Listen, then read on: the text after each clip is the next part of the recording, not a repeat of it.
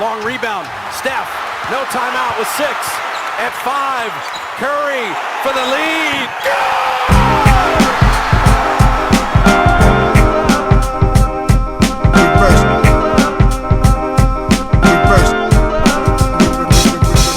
The game's a game. The game's a game. The game's a game. The game's a game. Always. On est de retour sur la chaîne Basket Session Reverse, non pas pour un CQFR, même si je suis avec Shai et sans Théo, mais ce sera tout de même le podcast du lundi. Théo est en vacances pendant une semaine, on va le laisser un peu souffler, après un bouclage de MOOC toujours très musclé, le MOOC sur les losers, le MOOC 13 qui est toujours disponible. Avant qu'on démarre ce podcast du lundi, peut-être un petit coup de lumière rapide sur les deux podcasts du week-end. Le MOOC Deep, c'est maintenant le nouveau podcast hebdomadaire tous les samedis. Benjamin Moubèche en direct de San Antonio qui nous raconte un peu l'expérience Wembanyama, les Spurs ou d'autres éléments d'inside. Là, il était rejoint par Bastien de Trash Talk. Donc voilà, un podcast à aller voir. Et le dimanche, le Hoop Culture, l'épisode 7, où Pierre Armand et Théo justement sont revenus sur des moments qui ont tout changé. Alors voilà, on ne parle pas que de basket dans le Hoop Culture, ça dépasse le cadre du terrain, donc je vous invite à aller regarder ça peut peut-être vous intéresser. Est-ce qu'on apprend pourquoi Théo n'est pas devenu joueur NBA ça aurait pu être un moment marquant de les croisés, tu connais. Les croisés, tu connais. Je ne pense pas que c'était au programme du Hoop Culture, mais écoutez, on pourrait pousser Théo à nous raconter ça un jour dans une late session, peut-être. Alors, après l'avoir fait boire, notamment, ou si Miami est allé enfin au bout de ses rêves. Et donc, pour aujourd'hui, le podcast, alors, il y a eu même pas une semaine de compétition. Si, presque. Demain, ça fera une semaine de compète. Bon, il n'y a pas encore assez de matchs pour vraiment rentrer en profondeur, notamment sur les candidats au titre, parce qu'on sait qu'eux, ils se développent tout au long de l'année. Enfin, toutes les équipes, mais les candidats au titre particulièrement. Par contre, il y a des petites tendances qui se dessinent, peut-être pas assez non plus pour faire un podcast sur nos premières impressions ou nos conclusions hâtives, mais on s'est dit qu'on pouvait peut-être parler de 3 équipes jeunes qui ont des choses à jouer cette saison et qui ont, selon nous, la capacité à progresser et à être excitantes cette saison. Voilà, ces 3 équipes, 2 de la conférence Est, une de la conférence Ouest. Shai, on peut peut-être commencer direct les pieds dans le plat. Je te laisse même choisir par quelle équipe, laquelle de ces 3 équipes tu veux commencer à parler. Je vais faire le homer parce qu'une fois tous les 5 ans, je rappelle aux gens que j'ai commencé la NBA en tant que fan du Orlando Magic. Donc je pense que l'Orlando Magic mérite, de par cette jolie entame et de par les perspectives d'avenir de la franchise, qu'on commence par eux, non ? Qu'est-ce que t'en penses ?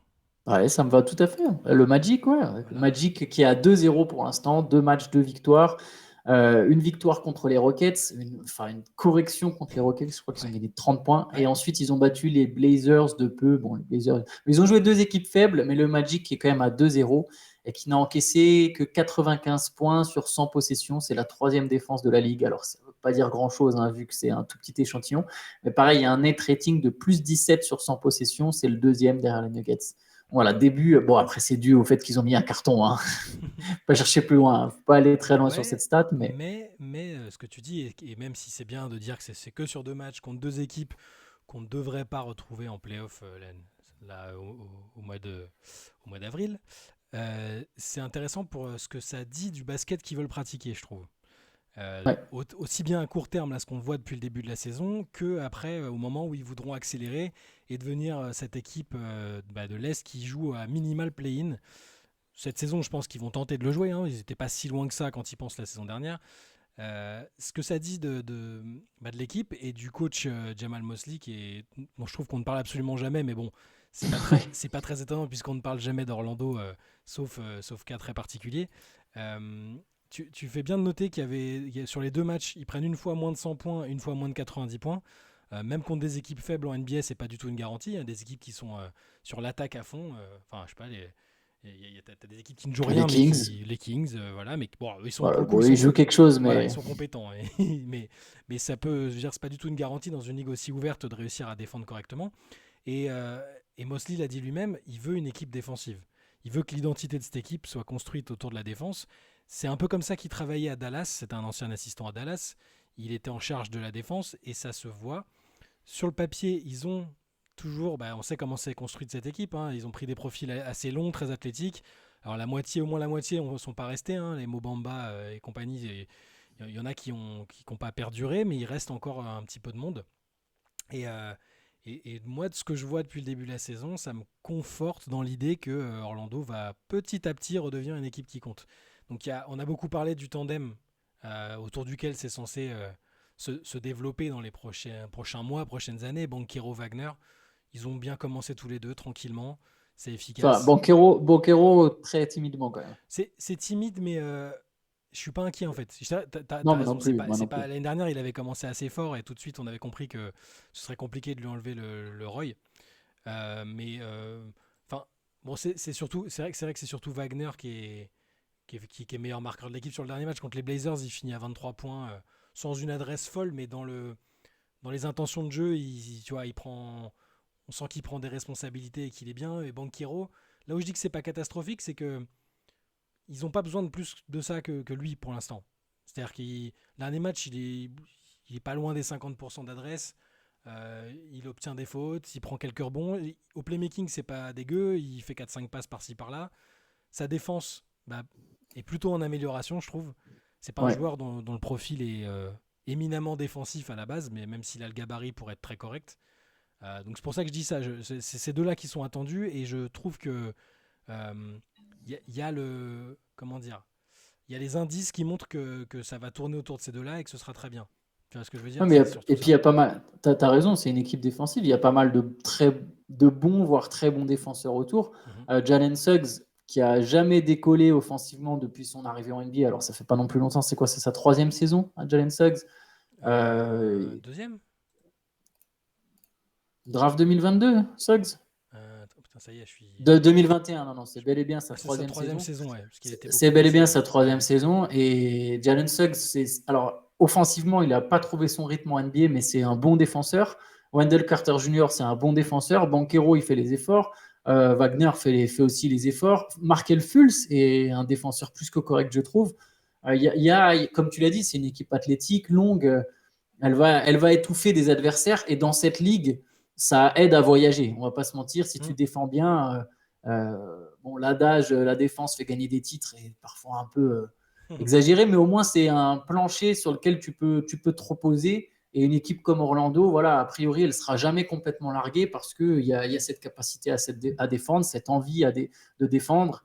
Et je pense que là, ils sont plus qu'à une petite progression offensive, justement, de certains. Clairement, le play-in, je pense, c'est l'objectif dans tous les cas, mais je pense que même les playoffs, ça peut être abordable s'il y a des joueurs. J'ai cité Fultz, il a démarré.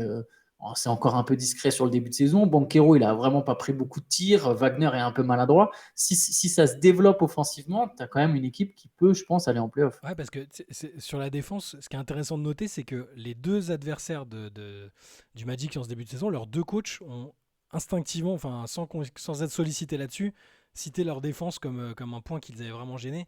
Tu avais Billups qui avait dit la taille et l'envergure qu'ils ont est incroyable. En général, on ne trouve pas ce type de taille et d'envergure avec un jeu aussi dur, donc ça aide, ils jouent ensemble et on peut voir qu'ils prennent du plaisir à le faire, ça voltige de tous les côtés. Si tu veux être une super défense, il faut jouer avec une grosse intensité physique et c'est ce qu'ils font.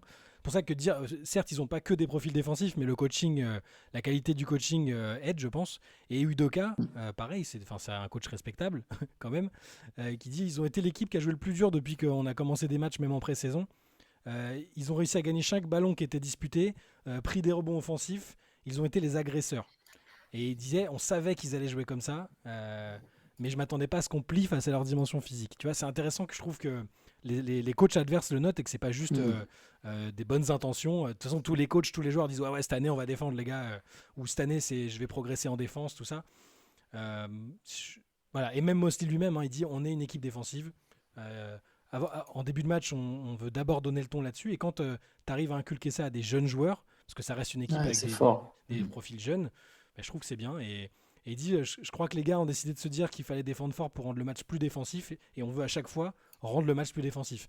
Vous verrez jamais le Magic. Il y a plein de matchs qu'on voit les scoring maintenant NBA. On en a parlé assez souvent de la tendance d'aller très vers l'attaque et d'avoir des matchs ouverts, en tout cas en saison régulière. Le Magic, je pense qu'on les verra pas beaucoup accepter d'échanger un concours de tir à 3 points. Basket pour basket. Et du basket champagne. Donc Et ça, pour moi, c'est un signe plutôt encourageant d'une équipe qui veut progresser et qui va progresser. Bah, je suis tout à fait d'accord avec toi. Alors, c'est une comparaison qui va être un peu tirée par les cheveux, mais il y a un petit côté, tu vois, le Thunder de Kevin Durant, Russell Westbrook et James Harden au tout début. Alors, évidemment, il n'y a pas ce talent-là au Magic. Je ne pense pas que Banchero soit forcément un futur MVP, Wagner non plus, mais juste dans le style de basket, même si c'est pareil, pas tout à fait le même, il y avait quand même du jeu offensif, mais il y avait cette équipe très longue avec Robertson, avec Durant, avec Westbrook, qui jouait très physique, très athlétique, qui essayait de défendre fort. Voilà, le Magic, il y a des petits. Pareil, les Clippers d'une certaine époque, il y avait un peu ce côté-là. Les Clippers, c'est peut-être une meilleure comparaison à la limite. Les Clippers de Kawhi et Paul George, où que des joueurs longs, pas forcément de grands pivots. Wendell Carter Jr. n'est pas un grand pivot, mais il est capable de switcher, il est mobile. Et t'as tout le temps un mec avec des longs bras face à toi ou un mec qui a de la taille. Et ça, c'est un cauchemar pour les porteurs de on n'a ballon même pas adverses. évoqué Jonathan Isaac qui revient. Jonathan Isaac qui coup, met des contres. c'est-à-dire que moi, j'ai toujours des doutes sur lui, mais sur sa capacité à éviter les blessures. Mais dans un monde où Jonathan Isaac fait une saison sans blessure et qui regagne du temps de jeu, là pour l'instant le temps de jeu il est léger, je pense qu'ils font attention. C'est un monstre défensif le garçon, attention, c'est-à-dire qu'il peut te changer. Il est très long. Voilà, c'est un énorme joueur défensif et quand tu regardes les joueurs autour, il y a l'expérience de Joe Ingles qui amène un peu de vis, de roublardise. Donc avec des joueurs comme ça, tu peux rapidement te retrouver dans les places du play-in, quoi, finalement. Oui, je pense que le play-in, c'est genre l'objectif. Genre, si tu rates le play-in, là, quand même, ce serait une déception. Je pense qu'Orlando, à ce stade de leur reconstruction, même si c'est que la deuxième saison de Banchero, je pense que tu es obligé de viser au moins le play-in. La question maintenant que je me pose, c'est qui va en attaque être Bon, je pense qu'après, c'est vite vu, hein, c'est Banchero et Wagner, mais faut qu'eux aussi, derrière, en attaque, suivent. Pour l'instant, Wagner a été maladroit. Bon, il n'y a que 2 matchs, hein, donc les échantillons ne valent pas grand-chose, mais il a 39% au tir, 37 à 3 points. Banchero est à 44% au tir et il n'a pas encore mis un panier à 3 points. Il est même à 62% au lancer, ce qui n'est pas extraordinaire. Mais il va falloir que ces deux gars-là assurent en attaque, parce que pour l'instant, le seul qui a un peu scoré en étant efficace, c'est Cole Anthony. Cole Anthony, mon 6e homme de l'année, si vous avez suivi nos pronostics dans la Night Session, que j'avais un peu cité par défaut parce que c'était celui dont j'étais à peu près sûr qu'il sortirait du banc, mais pour l'instant, il est à 19 points de moyenne, à 52% quasiment, et 44% à 3 points. Mais oui, parfois c'est aussi ça peut aussi venir du banc. Et je pense que le temps de jeu, la répartition du temps de jeu n'est pas encore tout à fait définie parce que tu as du Gary Harris sur 18 minutes, Isaac qui monte en régime un peu. Les rookies sont pour l'instant pas très très utilisés, ce qui montre aussi que tu as raison, je pense qu'ils verraient le play-in comme une déception. Ils sont pas dans du développement là, enfin pas totalement dans du développement. C'est-à-dire qu'Anthony Black a fait un match, Jet Howard a fait un bout de match aussi. Ils ont l'air d'aborder la saison sérieusement et pas juste en mode si on finit hors du play-in c'est pas grave, tant qu'on développe les joueurs, ils sont sérieux.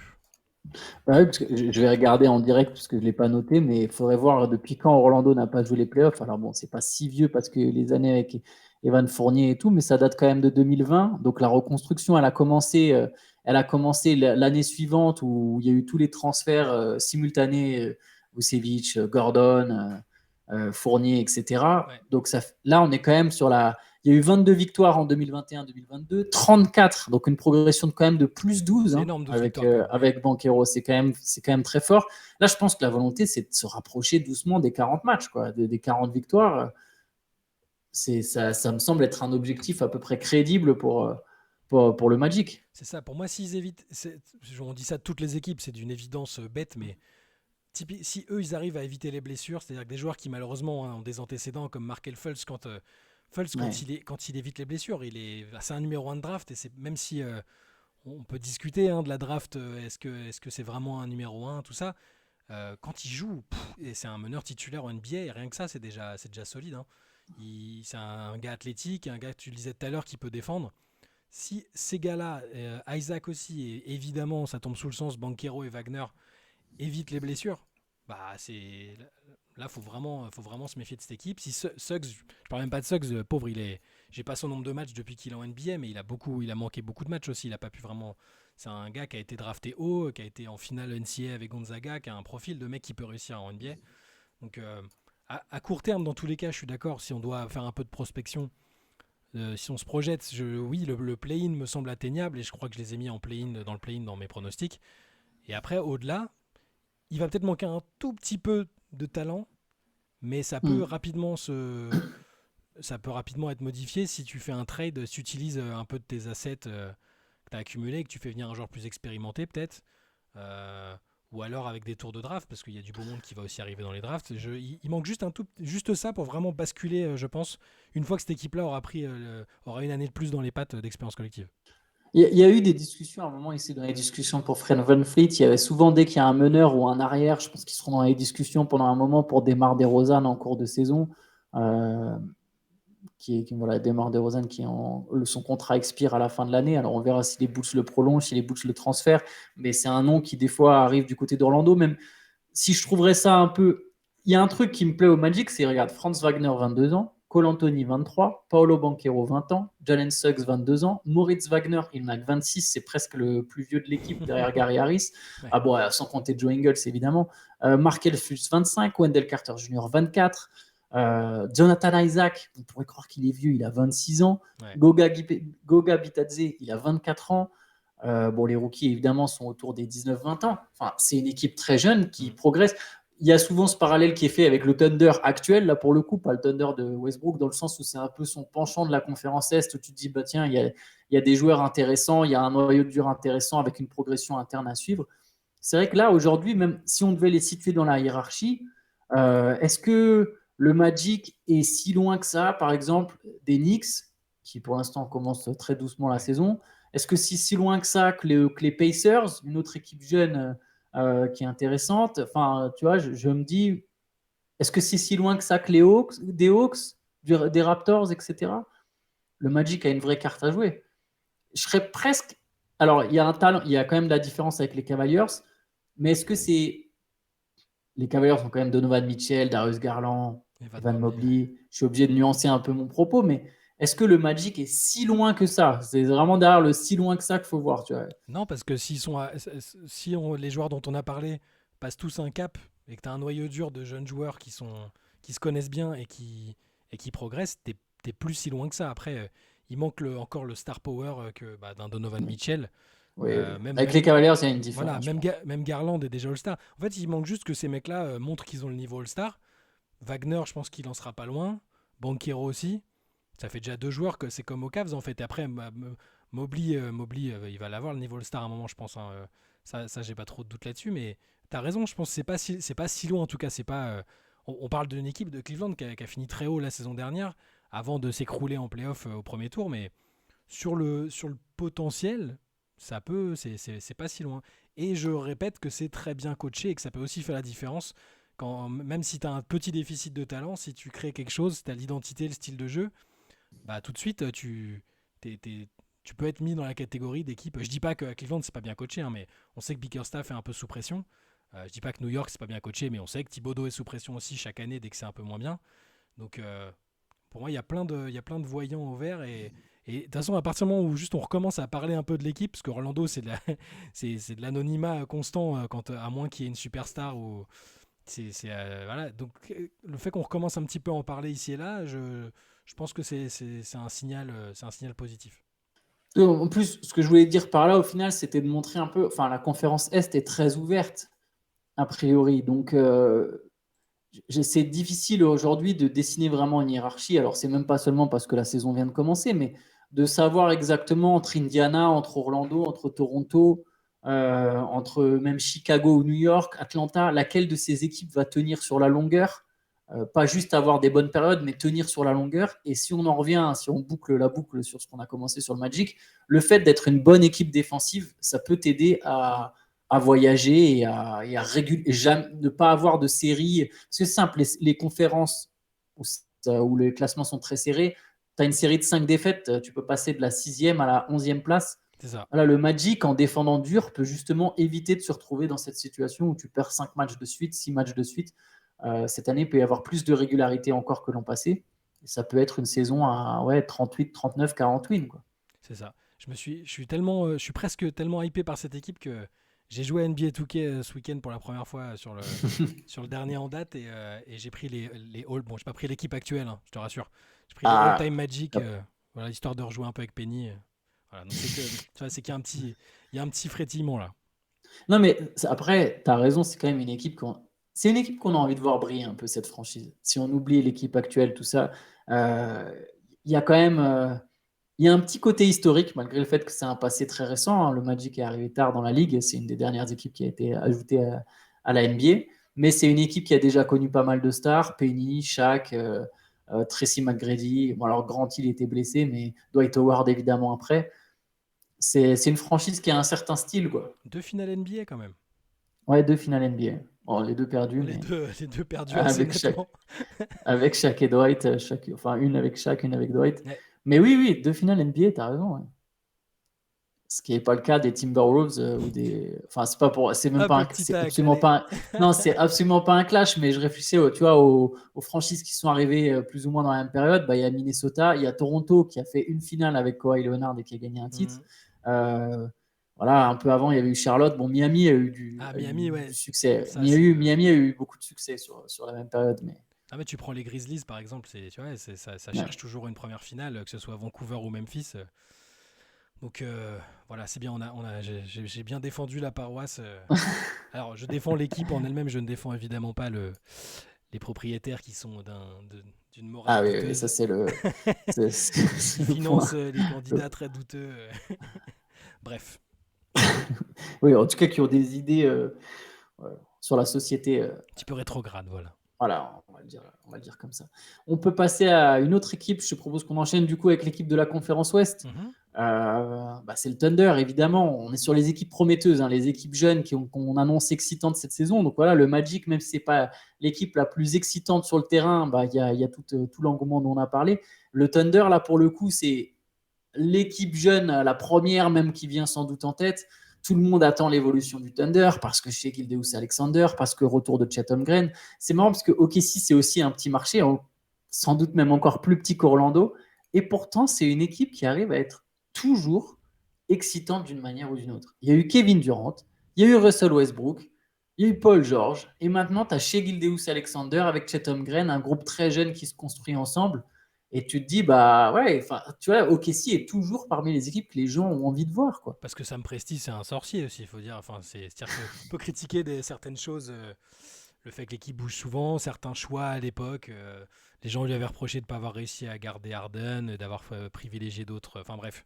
Mais il se passe toujours des trucs avec lui. Il essaye toujours des choses sans se départir d'un certain côté humain. Il s'est jamais fait critiquer pour avoir tradé un mec dans une situation compliquée. Enfin, de mémoire, hein, mais j'ai l'impression qu'humainement, il est plutôt apprécié.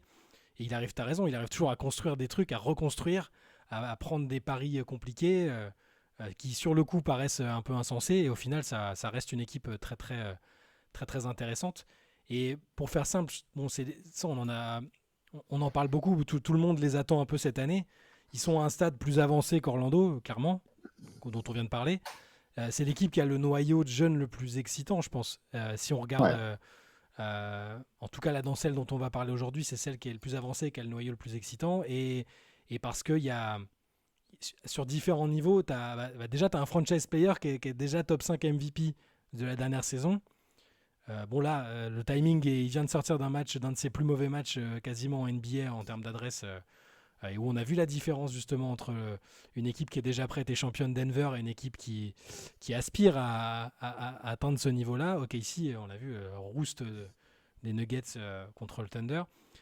Mais ouais, c'est excitant parce que t'as Shai Gilgeous-Alexander, on vient de voir, on en a parlé ce matin de Chet Holmgren, qui est déjà, on voit déjà qu'il il va pas avoir besoin de beaucoup de temps pour être tout de suite impactant, hein, on a compris. Et autour, l'année dernière, on a vu les progrès. Les progrès. Le mec venait d'arriver, je dis ça comme si ça faisait longtemps, mais Jalen Williams tout de suite qui fait son trou. Josh Giddey qui claque des triples-doubles et qui est un playmaker très très bon. Lugensdort, dont Luka Doncic dit lui-même que c'est le joueur contre lequel il aime le moins attaquer parce que c'est une peste. Et sur le banc, des petits joueurs ici et là, même si je pense qu'on parlera un petit peu de leur manque de profondeur pour être compétitif tout de suite, peut-être. Yeah. Oui, tu as C'est... cité Josh Giddey. J'ai cité Josh Giddey, ouais. Oui, Ouais. c'était Josh Giddey, oui. T'inquiète pas, j'ai pas oublié ton Australien sûr, t'inquiète. Mm. Et oui, mais le 5 de départ, enfin le 5 a priori là, qui est celui qui débute la saison, il est hyper excitant. T'as l'impression qu'il faut juste leur rajouter un an ou deux et et que c'est tout de suite c'est ultra playoffable et ultra outsider. Mais le problème presque, c'est que vu que Shea a fait une très grosse saison et qu'ils ont déjà été au play-in l'an dernier, ce coup de 1 an ou 2 et c'est playoffable à coup sûr ou outsider, en fait, on veut qu'il soit playoffable, pas outsider, évidemment, parce qu'il ne faut pas griller les étapes, mais on aimerait que cette équipe soit playoffable dès cette saison. Et la différence avec Orlando, c'est qu'il y a une conférence Ouest quand même super chargée. Alors, ça a plutôt bien démarré pour OKC. Il y a eu 2 victoires d'entrée contre les Bulls et contre les Cavaliers. C'était même une rousse contre les Bulls. Après, il y a eu une défaite contre les Nuggets. Ils ont pris une petite claque, voire même une belle claque. Mais il y a, pour l'instant, le bilan, c'est 2-1. Alors, les matchs à ce stade, ça ne veut pas dire grand-chose, le bilan. Mais ouais, cette équipe se doit presque d'aller en playoff. J'ai l'impression que c'est l'attente. Et l'effet de surprise prend plus trop. Ah, pardon, je m'en mêle les pinceaux.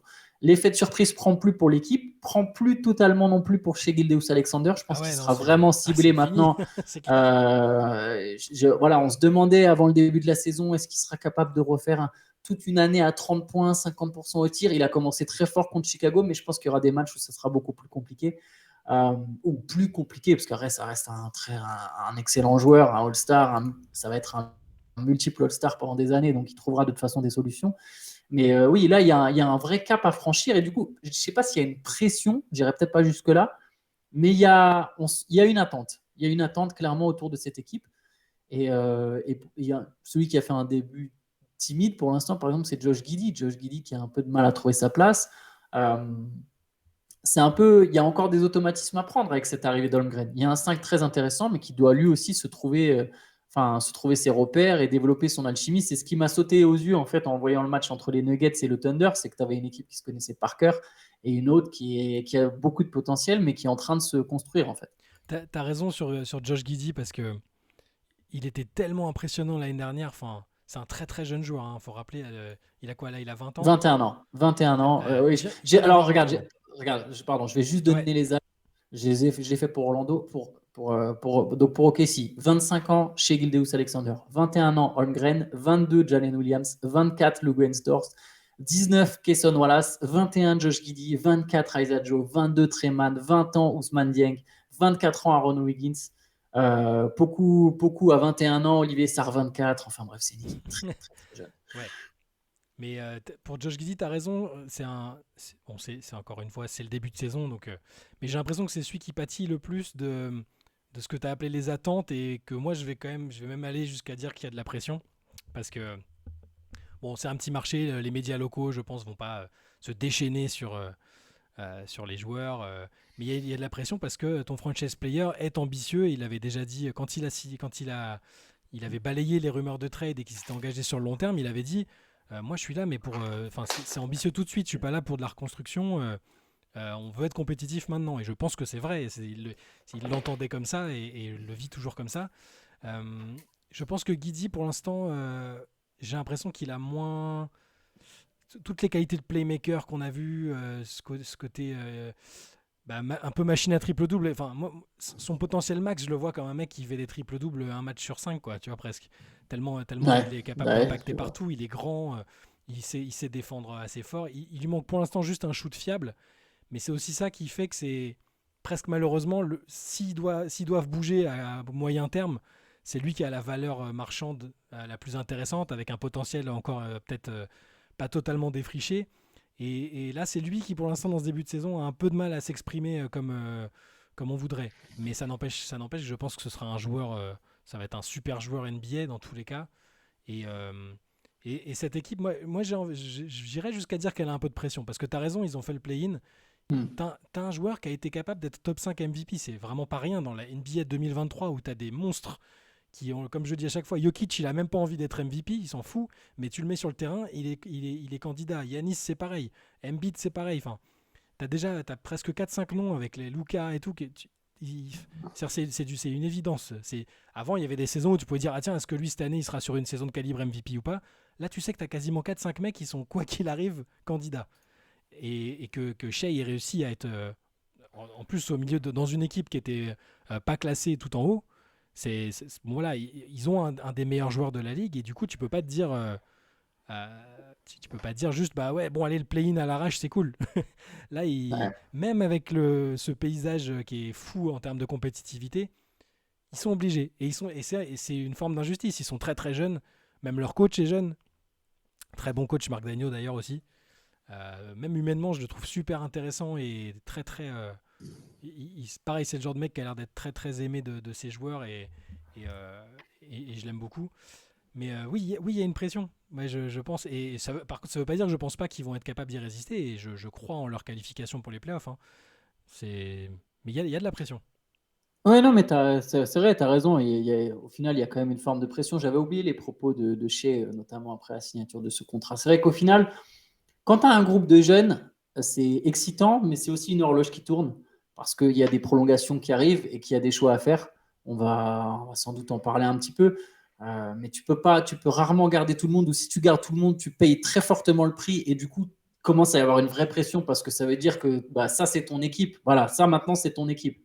Un peu comme les Cavaliers, tu vois, au stade où ils en sont, bah tiens, ça, c'est notre équipe. Maintenant, en imaginant que Mitchell reste, jusqu'où on est capable d'aller avec. Les ajustements deviennent plus difficiles une fois que tu as prolongé tout le monde. Après, ça dépend évidemment des négociations entre si tu arrives à garder un de tes joueurs pour moins cher, tu peux toujours t'en sortir. Mais a priori, une fois que si tu gardes tout le monde, tu te mets à avoir plus trop de flexibilité et le but, ça devient vite de gagner maintenant. Le Ouais. Thunder n'y est pas encore. Je pense que tu as mis le point en parlant de Guidi, tu as mis le point sur l'un des points faibles du groupe, si on oublie le banc ou la manque de profondeur de la rotation, c'est le spacing. Guidi, je pense que ça peut être un joueur extraordinaire entouré de 3 ou 4 shooters, mais là, il joue. Alors, pour l'instant, les joueurs du Thunder ont un bon pourcentage à 3 points, mais l'échantillon est beaucoup trop faible. On sait qu'il n'y a pas de vrais spécialistes. Jalen Williams est capable d'en mettre, mais ce n'est pas un joueur qui va vouloir que jouer spot-up. C'est quelqu'un qui aime bien avoir la balle, qui aime bien driver. Chez Gildeus Alexander, c'est un maestro du mi-distance, mais au final, ce n'est pas un joueur qui prend non plus beaucoup de tirs à 3 points. Bien sûr qu'il va en mettre, qu'il est capable de mettre des tirs, mais ce n'est pas son jeu non plus. Je l'avais déjà dit, je pense que Chet Holmgren en fait est le meilleur shooter du lot. Le Dort, pour l'instant, il met ses tirs, mais on sait que pareil, c'est pas son point fort. Donc Guidi, il se retrouve un peu dans un rôle délicat, c'est que son partenaire de backcourt a vachement besoin de la balle. Lui, bah, pour être efficace sans le ballon, il faut aussi qu'il mette des tirs, même si c'est un joueur capable de couper. Il trouve d'autres solutions hein, au Thunder. Il y a du bon travail, mais à un moment, il faudra aussi du shoot. Et du coup, au moment de prolonger tout le monde, il faudra se poser la question de bah, est-ce qu'on veut vraiment prolonger tout le monde? Qui on sacrifie? Est-ce qu'il n'y a pas un ajustement à faire pour que ce 5 il fonctionne encore mieux, etc. etc. C'est ce qu'on disait, on en parlait un peu ce matin, tu sais, je t'évoquais la discussion que j'avais avec Ghislain, auditeur et ami de l'émission.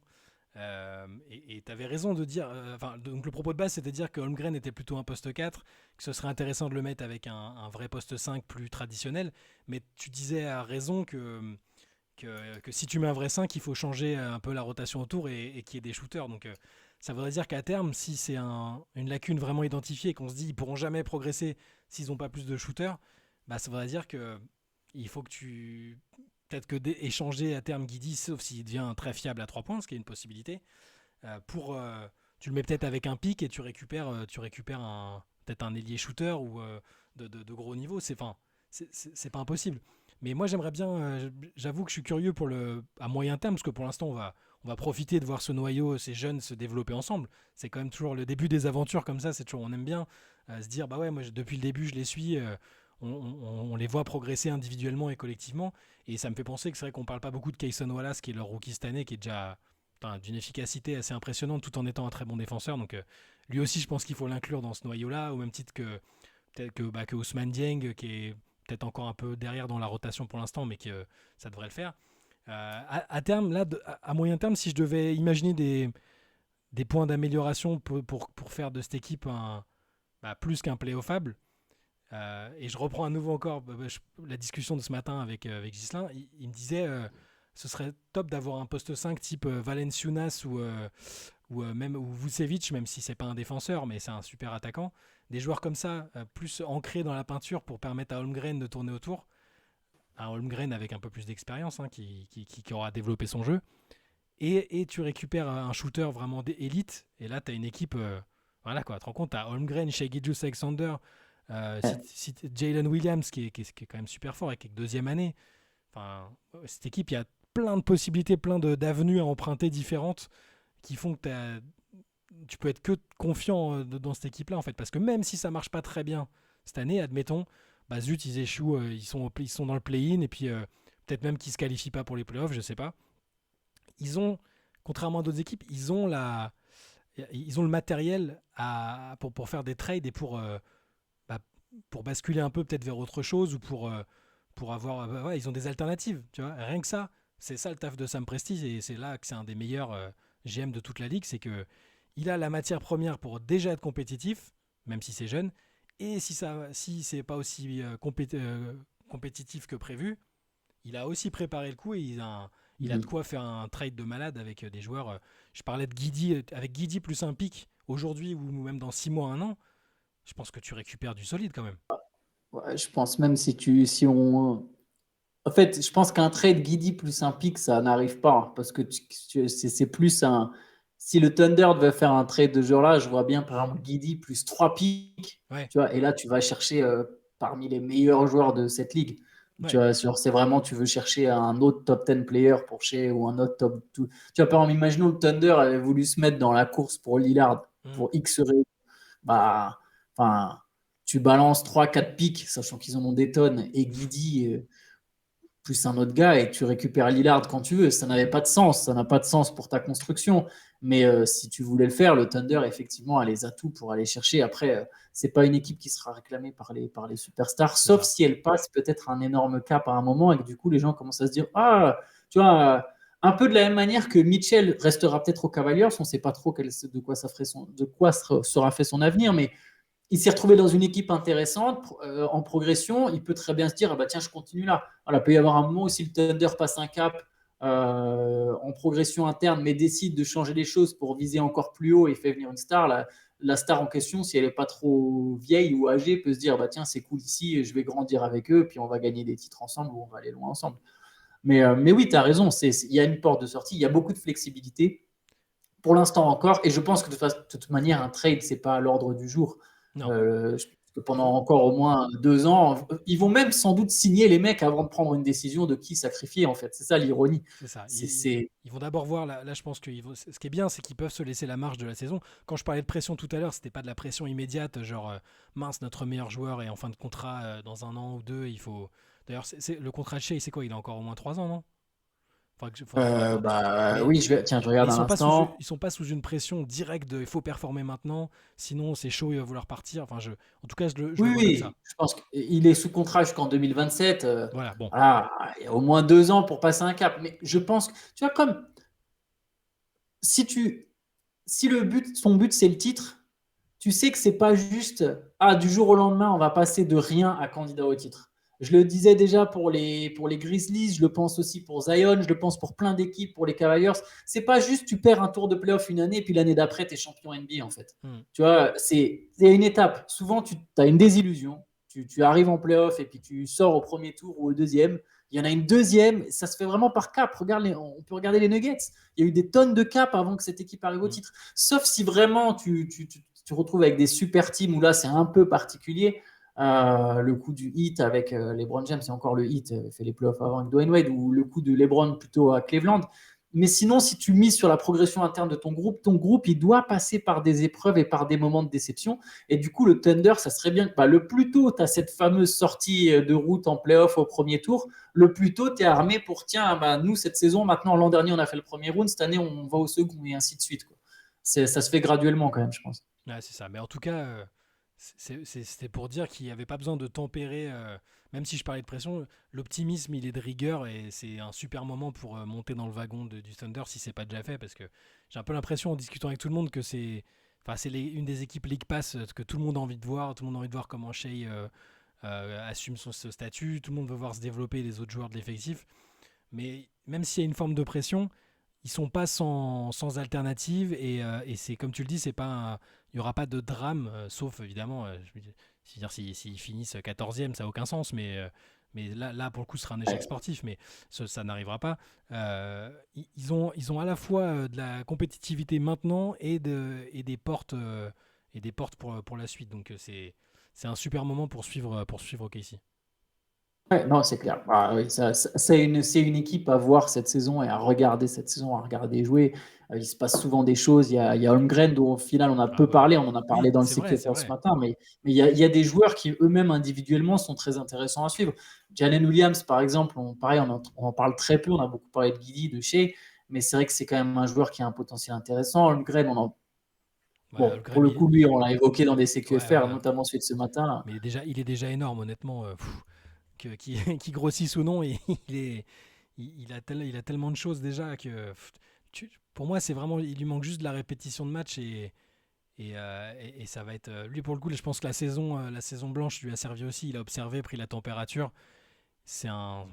Je sais pas quel plafond lui mettre, honnêtement, mais être capable d'être fort des deux côtés du terrain déjà, c'est. Je pense qu'on a affaire à un drôle de bonhomme et les parallèles des carrières, des trajectoires avec Victor Wembanyama, à mon avis, c'est pas. Avec Holmgren, on a rarement parlé d'un talent générationnel, ou en tout cas, jusqu'à ce que Wembanyama arrive, voilà. Mais il y a quelque chose, j'arrive pas à mettre de limite sur ce qu'il va être capable de faire, en fait.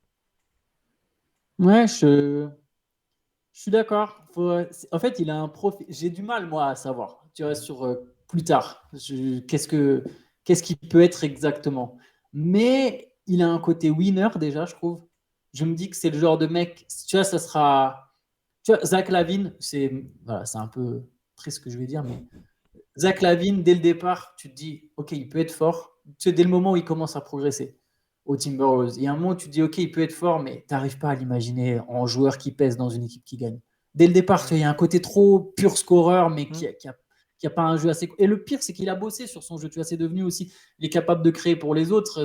Enfin, il a ajouté des choses, mais je sais pas, il y avait une espèce de truc superficiel. Voilà, c'est un peu dur, mais c'est mon constat de Zach Lavine et ça n'empêche pas que c'est un très bon joueur de basket. Mais si tu me dis, ouais, Zach Lavine dans une équipe qui gagne, j'ai du mal à l'imaginer. Chet Holmgren, sur le peu que j'ai vu, alors c'est une conclusion hâtive pour le coup, je me dis, mais lui, il peut avoir, peut-être pas en tant que première option, mais si c'est ton deuxième ou trois, enfin deuxième homme, il y a un moment où il sera dans des équipes, il va réussir à peser parce qu'il pèse sur le jeu et il a un impact, tu vois, qui va au-delà de est-ce qu'il marque des paniers ou pas en fait. Mais c'est là le Chet luxe. Holmgren, juste par sa présence, tu te dis c'est fort. C'est ça le luxe qu'il a par rapport, pour revenir à la comparaison avec Wembanyama, c'est que il y a déjà chez Gilgeous Alexander, il y a déjà une équipe avec En des plus. joueurs, même jeunes, qui ont montré des choses. Euh, et il n'y a pas besoin il n'a pas la pression du franchise player qui doit à tout prix. Regardez, il n'a pas mis plus de 15 points par match ce mois-ci. Sa défense, enfin, là, c'est-à-dire qu'il est impactant en défense, il est impactant en attaque, et il y a quand même deux mecs au moins devant qui sont capables de mettre plus de points que lui, et il peut se concentrer sur ce qu'il sait faire de mieux, tout en peut-être prenant aussi des habitudes. Si à un moment dans la hiérarchie au Thunder ou ailleurs plus tard dans sa carrière, il se retrouve première option, ce qui moi je m'interdis pas de le penser, en tout cas c'est très possible, parce qu'on parle d'un type qui est Ah ouais, non, un mais intérieur qui shoot, qui a des skills, qui est énorme défensivement. Faut rien s'interdire avec lui. Donc, et en même temps, il est dans cette position de luxe et confortable de ne pas être direct dans le spotlight principal aux yeux des médias. Donc c'est une position quasi rêvée, je pense, parce que c'est toujours plus c'est compliqué et Victor il le réalise là aussi. Enfin, tous les soirs il va être le mec ciblé. Tous les soirs c'est lui que les journalistes hmm. vont avoir envie d'entendre. Tous les soirs c'est lui sur lequel il y aura le plus de tweets. Alors que là c'est pas le cas. J'ai l'impression qu'on va même pouvoir se concentrer que sur le positif avec Holmgren cette année parce que c'est ce qu'on va voir de lui. Pour réagir à notre début de discussion sur qui serait éventuellement sacrifié, je serais tenté de dire qu'il n'y a que deux intouchables au Thunder, c'est Shea Gilgeous-Alexander et Holmgren. Après, on verra comment ça se Ouais. développe par la suite. Et de toute façon, je pense vraiment, enfin, il n'y aura pas de trade pour l'instant. Jalen Williams, Guidi, Dort, c'est des joueurs Oui, qui, mais à mon même à avis, vont moyen terme, rester t'as longs. raison, même à moyen terme, on peut Et réfléchir à moyen terme parce que. voilà, c'est ça. Oui, oui, c'est-à-dire juste, on ne parle pas d'un trade ni cette année, ni même peut-être la prochaine. Alors, Dort, sur la prochaine, peut-être. Ouais. Mais sur cette année et la suivante, je vois ni Guidi, ni Wallace, ni Williams, pardon, être transférés. Euh, mais je pense que même à moyen terme, effectivement, il n'y a que deux intouchables. C'est cet axe chez Gildeus Alexander, Chet Holmgren, un espèce de one-two punch avec un guard et un intérieur, un big man. Et si tu arrives à trouver la bonne formule autour de ces mecs-là, alors ça Ouais. peut rejoindre le côté un pivot et un fort shooter, comme tu l'avais dit. Mm. Mais tu as une équipe qui est Mais très, très, ce qui très, est très, génial, très c'est que sur solide. les touchables, entre guillemets, tu peux récupérer des gros trucs parce que Ouais. s'ils sont tradés, ce sera pas parce qu'ils sont mauvais, je pense, clairement. Guidi, tout le monde a vu ce qu'il était Ah, capable c'est de que tu vas faire. faire un splash, quoi.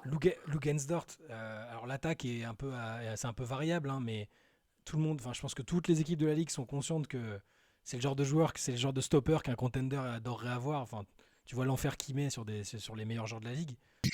Jalen Williams, on a vu qu'une seule saison, mais ce qu'on a vu, c'est déjà bien chaud. Il est bien mature, euh, bien fort aussi. Donc, voilà, c'est voilà, situation super excitante pour OKC. Mais, de toute façon, j'aimerais rajouter un truc sur les salaires. Ouais, En fait, le Thunder, en ayant autant de jeunes, parce que ce dont on peut être sûr, c'est que le banc, en fait, ça va tourner, ça va bouger. Il y a un moment, le Thunder, le banc, à mon avis, sera composé de vétérans récupérés avec des tours de draft qui serviront plus, ou avec justement quelques rookies de temps en temps. Il y aura toujours un ou deux jeunes qui débarquent à la draft parce qu'ils ont des tonnes de pics. Il ne faut pas garder tous leurs pics, mais il y aura forcément toujours des jeunes. C'est pratique d'avoir deux, trois rookies, on va dire deux rookies pour une équipe ambitieuse, parce que ça complète ton effectif. Si tu prends des rookies NBA ready, un peu comme a tenté de le faire les Nuggets cette saison, même si pour l'instant on les a pas encore trop vus les rookies, euh, il y a ce côté, je remplis mon effectif pour pas cher. Mais là, le Thunder, Lou Dort, il est prolongé, il va toucher jusqu'à 17 millions la saison jusqu'en 2027. Donc pour l'instant, ça va être plus qu'honnête une fois que le cap augmente. Shea, il va toucher 40 millions en 2027. J'imagine qu'il va négocier une extension, mais pareil, 40 millions, bientôt 40 millions, c'est même plus les superstars de c'est cette ça, ligue. c'est ce que j'allais te dire. Ouais. Le Thunder à 91 millions, c'est largement sous le cap pour 2024-2025. Ensuite, à 63 millions pour 2025-2026, mais il y aura effectivement les prolongations qui arrivent de Guidi. Et puis en plus, juste après, il y aura celle de Jalen Williams l'année d'après. Donc il y aura quand même de l'argent à investir qui sera mis là-dedans. Mais il y a quand même, mine de rien, de la place en fait. Il y a de la place, il y a de la place dans cet effectif, il y a de la place dans cette masse salariale. Donc, et si cette équipe progresse plus vite que prévu, il y a moyen qu'ils se retrouvent à un moment à avoir non seulement une équipe forte, mais encore un peu de flexibilité pour en cours de saison, je ne sais pas, on imagine la saison 2025-2026, avoir de la flexibilité pour faire venir, je sais pas, deux mecs ou un mec à 17-18 millions, un vétéran qui sortirait du banc et un autre à 12 millions qui pourrait débarquer en cours de saison, quoi. C'est ça, tout est envisageable et à nouveau, pour conclure sur eux, ça me prestige. Je suis Ouais. admiratif de tout le travail qu'il fait. Alors on peut ne pas aimer le fait qu'il y ait eu plein de projets différents, certains n'ont pas marché, d'autres. Enfin voilà, c'est une des équipes Walif au KC, le KC avec Westbrook, KD, tout ça, mais il, il a tellement de ressources pour réussir à reconstruire et d'audace pour reconstruire et d'inventivité pour reconstruire que le Thunder est bien gardé. Oui, c'est très belle conclue pour le Thunder. On va parler d'une autre équipe, de notre troisième équipe du coup de ce podcast. Et ça tombe bien parce que c'est l'équipe qui affronte le Thunder ce soir. Si je ne dis pas de bêtises, Je j'ai crois, c'est ce que tu vérifié m'as dit, avant. hein, attention. Et oui, j'ai vérifié avant et j'ai maintenant un doute, mais oui, c'est bel et bien ça. Il y a bel et bien Détroit contre Oklahoma City ce soir. C'est les Pistons. Les Pistons qui sont enfin les Pistons, pardon, qui sont à deux victoires en trois matchs. Euh, et Détroit qui montre en fait un visage intéressant. Alors, il y a eu une défaite de peu contre Miami en ouverture, puis deux victoires contre les Bulls et contre les Hornets. Et Détroit, j'ai l'impression, l'échantillon est faible, mais j'ai l'impression qu'il y a clairement une saison où le play-in serait vraiment le meilleur scénario possible, j'y crois pas forcément, mais qu'il y a une vraie progression. On parlait tout à l'heure de la progression, c'était quoi, plus 12 ou plus 14 pour le Magic. Bah là, Détroit a gagné 17 matchs l'an dernier. Moi, je ne serais pas surpris qu'il fasse au moins plus 13 et que cette équipe, elle gagne au moins 30 matchs, voire même un peu plus. De toute façon, ce qu'on Ouais, allez, voulait. 30 matchs. Je vais dire Ouais, 30 matchs. Je vais rester sur 30. nous Je nous vais mouillons rester... pas trop. Ouais, parce que les dernières saisons, pour vous dire, 20, 20, 23, 17. Ça, c'est les 4 dernières saisons des Pistons. C'était horrible. C'est très très dur. Et ben écoute, on dirait presque qu'il y a un coach de l'année récent qui est arrivé sur le banc des Pistons. C'est bizarre. Alors, Monty Williams, moi j'étais surpris qu'il arrive à Détroit aussi peu de temps après. Alors visiblement, ils ont quand même aligné les sous, hein, ça peut expliquer, mais le projet de base, c'est pas celui qui est le plus emballant sur le papier en NBA. Je pense au moment où il l'accepte. Kate Cunningham, c'est très très bien, c'est le joueur autour duquel l'équipe est censée se reconstruire, mais autour il y a des incertitudes. Il n'y a pas une construction aussi linéaire que dans d'autres équipes jeunes. il arrive et tout de suite tu sens comme une sorte de changement de culture où la préparation s'est bien passée. Tu sens une atmosphère positive dans l'équipe. Il y a de la confiance qui est placée dans certains joueurs qui jouaient un tout petit peu moins l'an dernier ou qui étaient plus jeunes. Et tout de suite, bah, tu as quelque chose d'intéressant. On va pas leur demander d'aller au play-in ou en play-off, hein, évidemment. Mais on va leur demander ce qu'on attend d'équipes qui ont la prétention de sortir de la médiocrité, c'est-à-dire montrer des signes, comme OKC avant, comme d'autres, comme Orlando un peu avant aussi l'année dernière, bah, des signes qui peuvent nous permettre de dire hey, Détroit, ils sont à 1 ou 2 ans de commencer à faire parler d'eux et qu'on arrête de les mettre dans la zone tanking. Tu vois. Rien que Ouais. ça.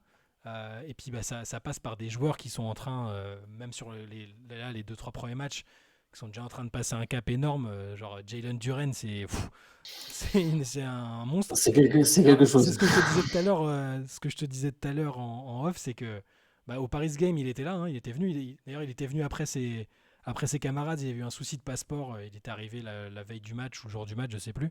Mais du coup, je l'avais vu de près. C'est une armoire à glace. Il avait 18 ans, le gamin. Il a un corps. J'ai rarement vu ça à cet âge-là. Et il est en train de déployer là des qualités qui sont. Il gobe du rebond. Il est ultra énergique, athlétique, Je vais donner dominant. ses stats. Ouais, Je vais vas-y. donner ses stats.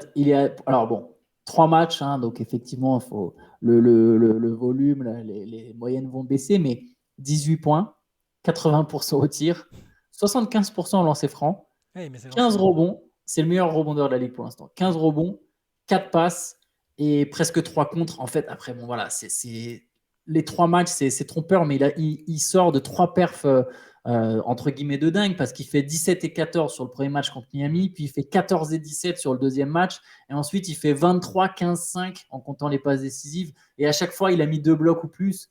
Euh, c'est un joueur incroyable. Il est Ça, incontournable. L'année dernière, il y avait des petits indices. Enfin, on le voyait sur le terrain que sur des temps de jeu parfois un peu courts, il gobait du rebond, il mettait les paniers simples. Tu voyais qu'il y avait le truc, mais c'était un joueur très très jeune et c'est toujours un joueur très jeune. Là, le match contre Chicago, il fait 23 points, 15 rebonds, 5 passes de contre. Alors ouais. Chicago, bon, c'est une équipe un peu, c'est une équipe en berne. Hein, on va pas tirer sur Ouais, mais quand l'ambulance, même, mais c'est une équipe avec des vétérans, hein. Tu domines une équipe qui, ouais, elle, voilà. est censée vouloir gagner. Et il y a une victoire éclatante de Détroit, 118-102 quoi, sur ce match. C'est ça. Et là où je me posais des questions, c'était sur ce qu'on avait déjà vu un peu l'année dernière, mais l'association Jalen Duren, Isaiah Stewart, qui sont deux intérieurs. C'est pas les intérieurs ultra stretch. Bon, voilà, hein, c'est pas de l'ultra moderne. C'est un peu tall. Je me posais des questions. Pour l'instant, ça marche, c'est plutôt efficace. Et autour, du coup, pour parler des autres joueurs, même dans le style de jeu, là, tu sais, parfois c'est indescriptible. C'est-à-dire que tu as juste l'impression qu'ils sont contents, tu sais, qu'ils sont contents de jouer ensemble, qu'ils ont l'air un peu guidés par un projet commun. Ça paraît très flou, hein, je le conçois. L'année dernière, tu as l'impression que les joueurs ne savaient pas vraiment où ils allaient, ils ne savaient pas ce qu'on attendait vraiment d'eux. Il y a plus de cohérence, en Tu fait. as l'impression que c'est plus cohérent que. Ouais. Et pourtant, il y a des choses, je sais que certains fans des Pistons se disent pourquoi Killian Hayes est titulaire et pas Jaden Ivey, et pourquoi ça, et pourquoi ça.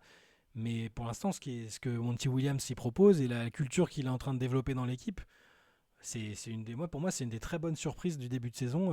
Faut aussi mettre ça sur le compte du retour de Kate Cunningham, c'est pas anodin. Hein. Ils l'ont pas eu l'année dernière, ça change beaucoup de choses, c'est évident. C'est un numéro 1 de draft, gros talent, playmaker, 25 points 10 passes, je crois, contre Chicago, et qui est même pas encore à plein régime. Tu le vois qu'il a Non. il y a encore des imperfections, qu'il a besoin de reprendre aussi la compétition, mais excellente surprise. Ouais, non, clairement. Et je pense l'impact de Monty Williams, il se fait. Alors, c'est pareil, c'est une stat. Je donne les stats, je le répète encore une fois, les stats sur 3 matchs. Mais l'an dernier, les Pistons, ils ont encaissé 117 points sur 100 possessions, ce qui est énorme, hein. C'était une défense catastrophique. Cette année, depuis le début de la saison, c'est 102. 102 points sur 100 possessions. C'est une vraie progression énorme, hein. Ça fait 15 points d'écart. Après, ils resteront pas à 102. C'est une équipe qui va prendre quand même des points et quelques cartons par moment. Il y aura quelques valises. Mais c'est une équipe qui clairement est partie pour progresser fortement en défense. Et ça, je pense que c'est déjà la touche Monty Williams. C'est un accent, il a mis l'accent là-dessus et ça explique sans doute le fait que Killian Hayes est titulaire. Il y a des bons défenseurs dans ce 5 majeur. Ouais. Kylian, Entre déjà. Ozar Thompson dont on va parler, Killian Hayes. J'ai l'impression que Détroit, même si je partage aussi ce que tu dis sur cette espèce de truc de groupe où on sent qu'il y a une espèce d'atmosphère différente et puis on le voit avec la défense. J'ai l'impression que pour l'instant, Détroit n'est pas du tout au même stade que Orlando et Oklahoma City et que du coup, on n'est pas encore vraiment sur le groupe, même si on peut le voir un peu sur certains aspects, mais plus encore sur les individualités quand même. C'est plus certaines individualités qui se distinguent et, et là, c'est Ouais, Jalen Duren, ouais. Jalen Duren, ouais, il y avait Jaden, il y a Il y a Jaden trop, Ivey et il y a, Jalen. il y a trop de Jalen en NBA, de toute façon, c'est un Ouais, ouais. fléau, il faut vite. Donc Jalen Duren et Kate Cunningham, qui sont quand même les deux locomotives. Et j'aimerais du coup parler un peu d'Ozar Thompson, parce que je le trouve ultra Ouah, il est chaud, intéressant hein. en fait. On a- Et pourtant, c'est pas le rookie qui met des points pour l'instant. J'ai même plus sa moyenne de points, mais ça doit être très faible. Mais par contre, défensivement, il est tellement en avance sur les joueurs de son âge. on l'avait vu, hein, même Summer League pré-saison, où on mettait énormément de pincettes parce que c'était justement de la Summer League et de la pré-saison. Mais tu vois, cette fluidité athlétique dont on n'arrête pas de parler, quand visuellement tu la vois, par exemple, pour Amen Thompson, on l'a un peu plus vu en attaque. Et pour son frère, là, on l'avait vu en défense déjà. Il y a des instincts, la capacité à combler des distances, à anticiper des choses. Et là, on le voit même en NBA déjà. C'est hyper prometteur. Donc, je suis d'accord avec toi. C'est-à-dire que là, on assiste plutôt à. Ils sont dans une phase où ils doivent déterminer qui doit rester par la suite, presque. C'est un peu impitoyable, mais quels sont les jeunes sur lesquels on veut vraiment miser pour les prochaines années, lesquels vont entourer ceux qui sont assurés d'être là, c'est-à-dire, j'imagine Kate Cunningham, et même si ça fait que 3 matchs, je pense que Duren, ils l'ont pris assez haut l'année dernière et ils ont un projet pour lui, clairement. Ils ont besoin on va voir, ils ont besoin de voir qui peut faire partie du projet. Donc c'est un stade un peu différent, mais c'est super. Après, ça m'étonne pas dans le fond, parce que Monty Williams, c'est un des meilleurs au niveau de la motivation et de la pédagogie. C'était déjà le cas partout où il est passé. Les speeches, il fait toujours des super speeches. Ça n'enlève rien à ses qualités tactiques, hein. Je dis pas du tout qu'il est pas bon tactiquement. Mais là, tu vois, il change complètement de contexte. Il passait d'une équipe où il était parmi les contenders à une équipe de jeunes où il a besoin d'utiliser une approche différente sans doute, mais je pense qu'elle est quand même adaptée à ses capacités, tu vois. Et ouais, pour l'instant, Détroit, alors là, on parle du moment présent et qui est déjà très très intéressant.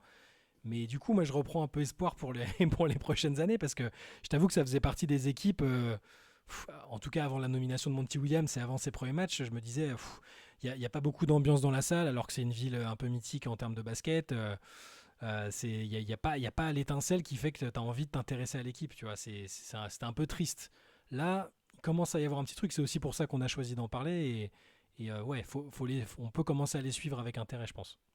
Mais pour moi, l'ossature Cunningham, Thompson, Duren, alors bon, ça écarte les autres. Ça ne veut pas dire que les autres ne sont pas intéressants. Stewart a des trucs intéressants, Ivy, Hayes, etc. Jaden Ivey, qui est un joueur que j'adore, je trouvais très intéressant l'an dernier. Mais là, tu as cette ossature. J'arrive à imaginer, en fait, dans le futur, une équipe où il y a Cunningham, Thompson et Duren qui jouent ensemble. Cunningham étant le playmaker un peu star. C'est marrant, c'est pas un joueur très rapide, mais il sait créer des différences. C'est un bon playmaker. Il a quelque chose. Et pendant les entraînements de Team USA au mini-camp d'entraînement, apparemment, il avait dominé au point où Team USA lui a dit, mais tu veux pas venir pour la Coupe du Monde parce que bon, t'es prêt. Et lui a dit non, pas là. Il a J'y vais sorti le tranquille. bourbier. Ouais, voilà, il a dit j'y vais tranquille. Mais il a ce facteur star en fait sur le terrain. Franchement, il a ce côté, je vais être à un moment le meilleur joueur sur le terrain, ça sera moi tous les soirs, tu vois. Entre guillemets. Je ne dis pas qu'il deviendra le meilleur joueur du monde, loin de là, mais voilà, il a ce côté potentiel All-Star et multiple All-Star dans les jambes. Jalen Duren, c'est un pivot impressionnant, on en a parlé un peu, mais c'est un rim runner. Hein. On est dans le registre rim runner, mais bonne vision du jeu. Et je dis même pas ça par rapport à ses 4 passes, c'est vraiment sur des détails. Genre, tu sais, ce genre de pivot qui, après avoir posé l'écran, il roule, on double sur le meneur parce que toujours ça va doubler sur Cunningham. Il a la balle, mais il est encore trop loin du cercle pour vraiment y aller. Et il arrive à voir la coupe. C'est ce genre de détails. Voilà, Nurkic le fait bien, ça par exemple. Draymond Green étant le master absolu. Mais bon, lui, c'est pas vraiment un pivot rim runner. Mais il a cette vision du jeu. Il court bien.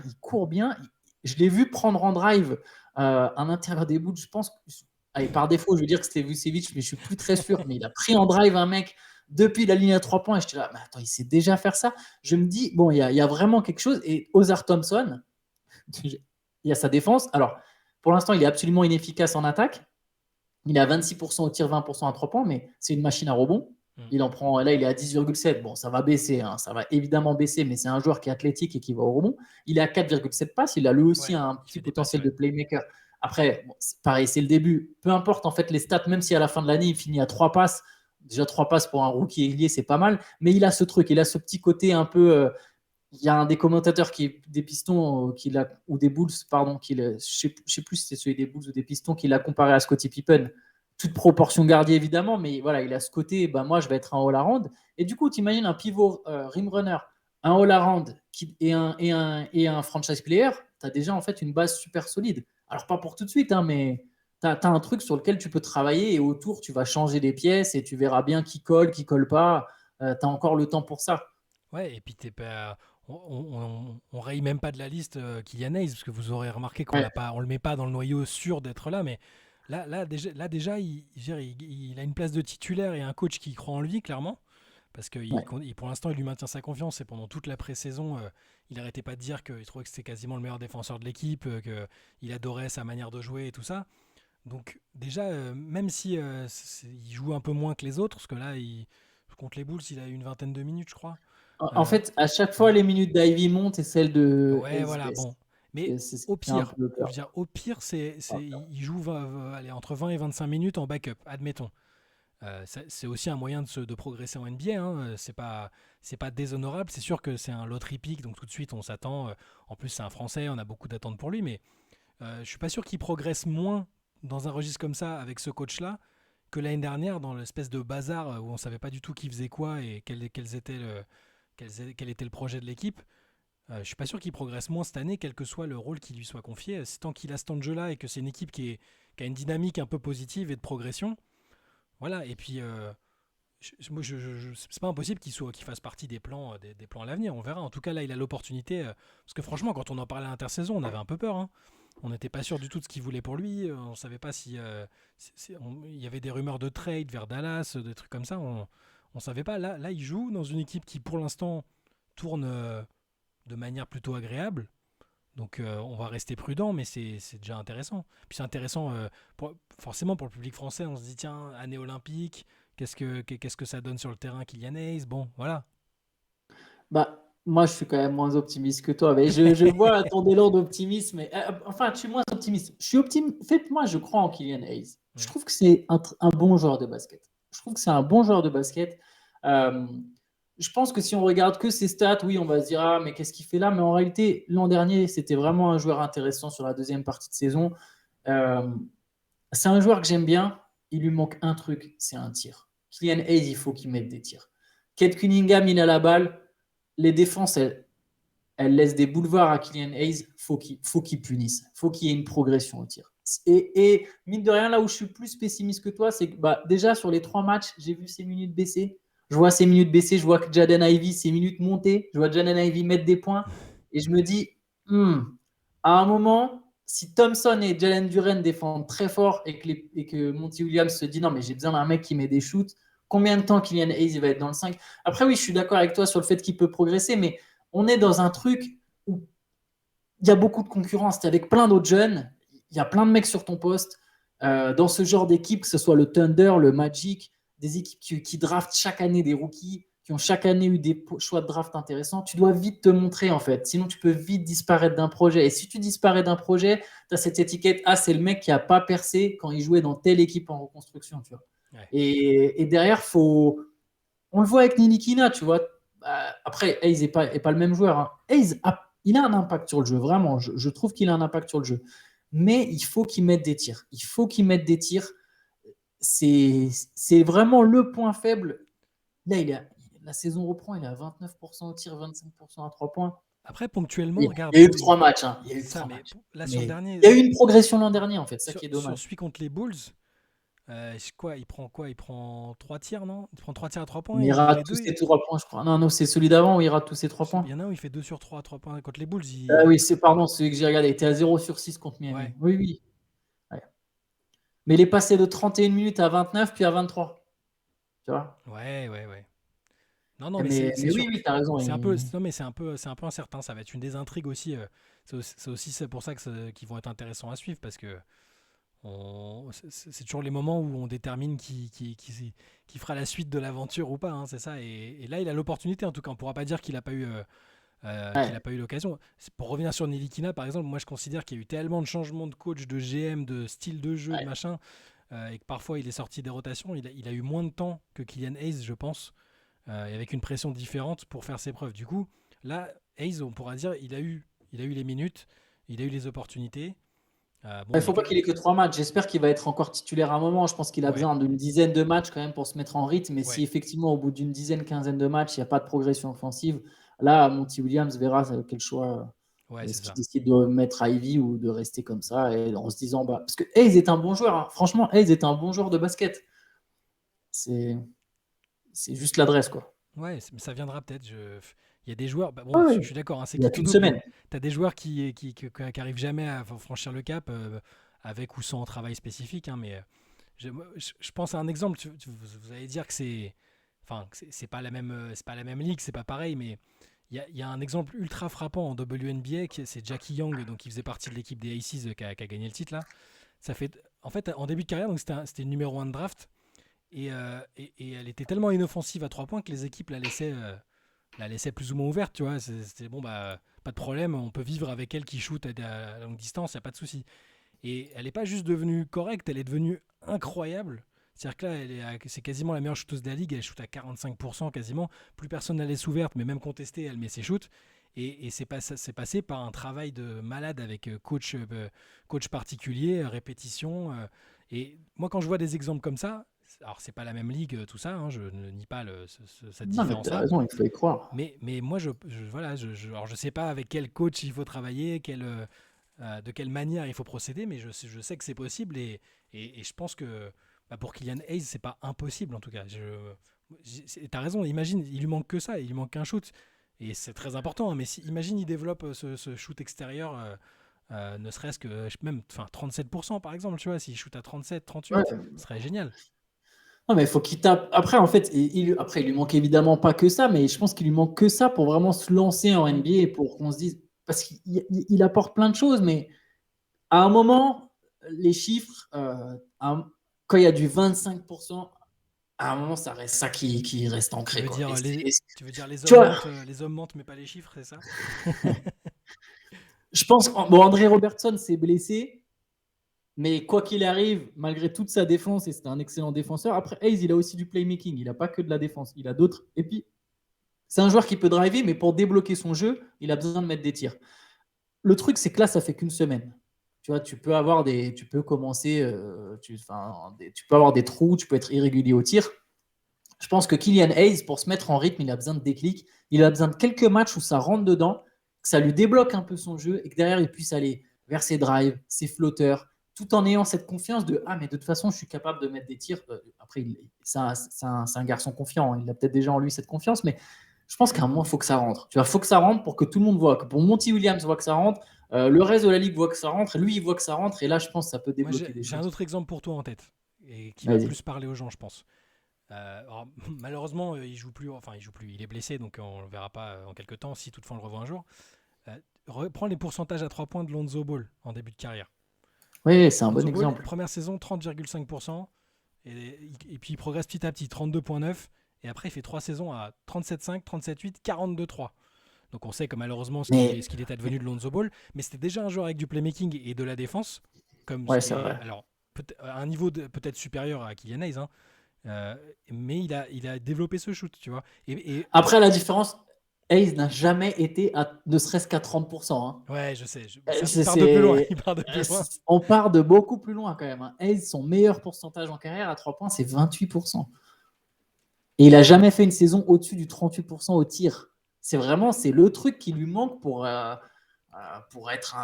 qu'on arrête de se dire ah mais quel est son avenir quoi. Ouais. Bon, mais c'est un très bon exemple cela dit. Ah non, non, mais C'est j'essaye. très, J'essaye. très bien trouvé. Tu noteras que j'essaye de me donner des notes C'est un, d'optimisme. C'est un très dans le style défenseur, playmaker, tu vois. Je pense que Lonzo, sans ses blessures, c'est un mec. Je parlais tout à l'heure Ah des oui, mecs qui oui. font gagner. Pour moi, c'est un mec que j'arrive à imaginer. Et d'ailleurs, ça a tout changé pour les Bulls, sa blessure. Hein. Ouais, c'est clair. C'est plus du tout la même équipe depuis. Hein. Mais bon, après, bon, ouais. Kylian Hayes est évidemment à suivre. Les Pistons, c'est peut-être pas sur le même ressort que le Thunder ou le Magic, mais on vous invite vraiment à aller jeter un œil parce qu'il y a des joueurs intéressants et il y a quelque chose qui commence à se développer et il est possible que d'ici un an, justement, Détroit soit une équipe qui, là, pour le coup, ambitionne clairement de jouer le play-in de la même façon qu'on voit Orlando ou OKC aujourd'hui. Ah, parce Donc, que ça fait un bout c'est de à temps, suivre. ça fait un bout de temps qu'ils n'ont pas joué les playoffs non plus, hein, quand on y pense.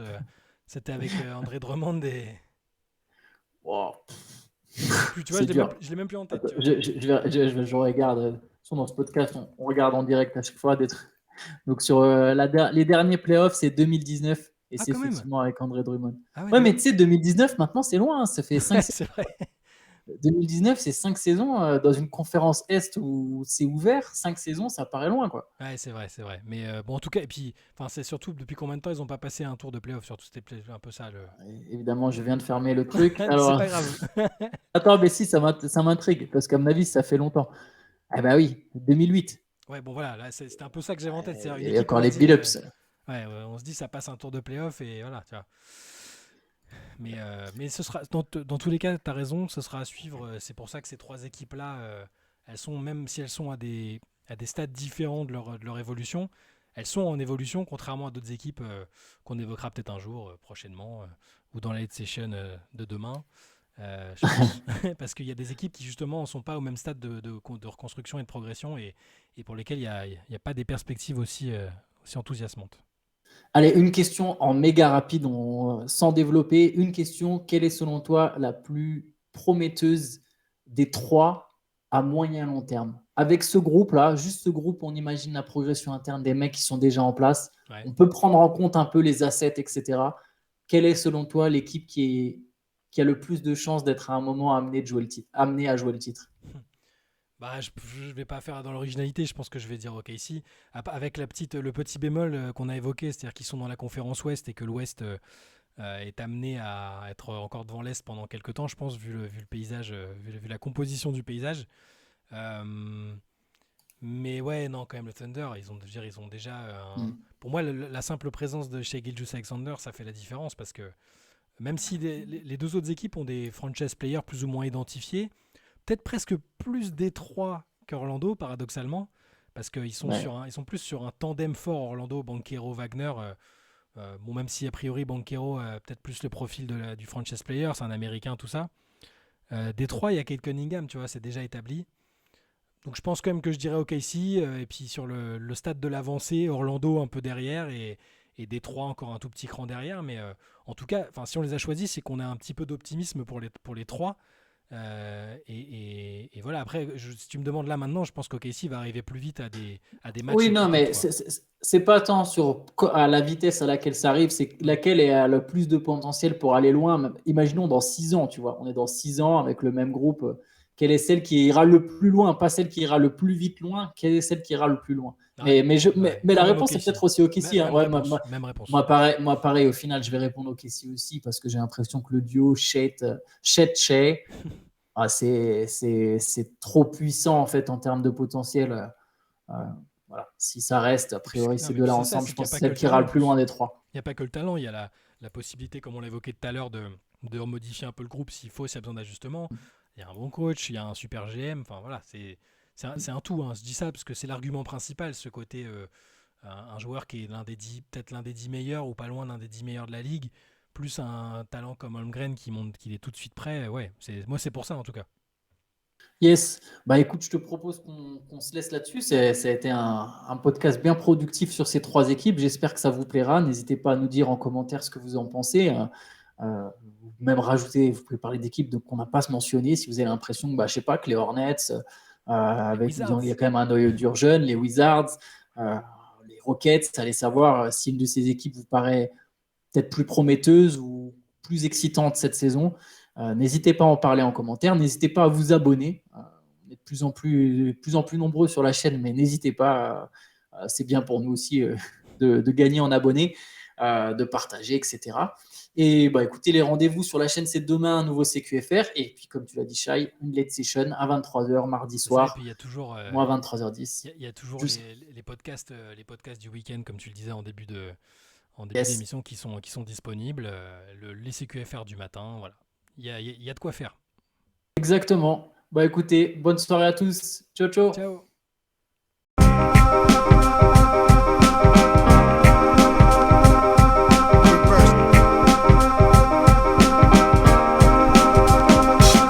The game is out there, and it's either play or get played.